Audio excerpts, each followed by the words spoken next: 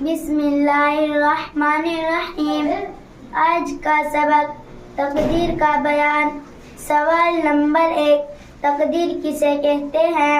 جواب نمبر 1، ہر بات اور اچھی اور بری چیز کے لیے خدا تعالیٰ کے علم میں ایک اندازہ مقرر ہے، اور ہر چیز کے پیدا کرنے سے پہلے خدا تعالیٰ اسے جانتا ہے۔ اسی علم اور اندازے کو تقدیر کہتے ہیں۔ کوئی اچھی یا بری بات خدا تعالیٰ کے علم اور اندازے سے باہر نہیں۔ مرنے کے بعد زندہ ہونا۔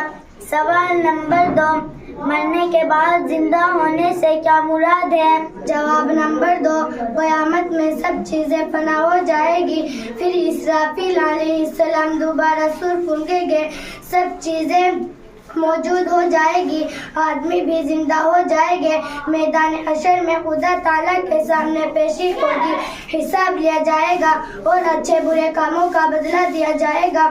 جس روز یہ کام ہوگے اس دن کو یوم الحشر یعنی جمع کیے جانے کا دن، یوم الجزا اور یوم الدین یعنی بدلہ دینے کا دن، اور یوم الحساب یعنی حساب کو دن کہتے ہیں۔ سوال نمبر 3، ایمان مفصل میں جن 7 چیزوں کا ذکر ہے ان میں سے اگر کوئی 2 باتوں کو نہ مانے تو کیا مسلمان ہو سکتا ہے؟ جواب نمبر 3، ہرگز نہیں، جب تک خدا تعالیٰ کی توحید اور پیغمبروں کی پیغمبری اور خدا تعالیٰ کی کتاب اور خدا تعالیٰ کے فرشتوں اور قیامت کے دن اور تقدیر اور مرنے کے بعد زندہ ہونے کو نہ مانے، ہرگز مسلمان نہیں ہو سکتا۔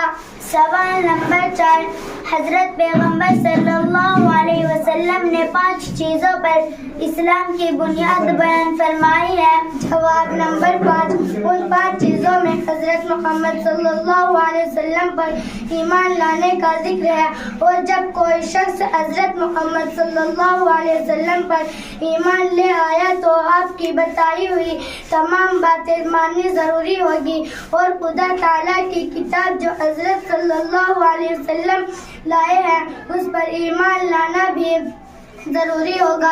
یہ سب باتیں جن کا ایمان مفصل میں ذکر ہے خدا تعالیٰ کی کتاب قرآن مجید اور ہمارے پیغمبر صلی اللہ علیہ وسلم بیان سے ثابت ہے۔